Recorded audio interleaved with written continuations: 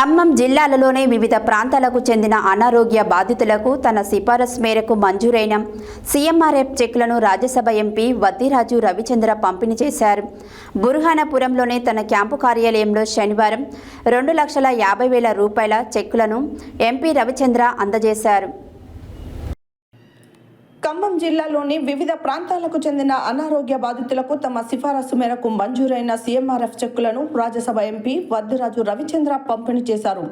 బుర్ఖాన్పురంలోని తన క్యాంపు కార్యాలయంలో శనివారం 2.50 లక్షల చెక్కులను ఎంపీ రవిచంద్ర అందజేశారు. ఈ సందర్భంగా ఆయన వివిధ కారణాల చేత అనారోగ్యం పాలైన బాధితులకు కుటుంబ సభ్యులతో మాట్లాడి యోగక్షేమాలు తెలుసుకున్నారు.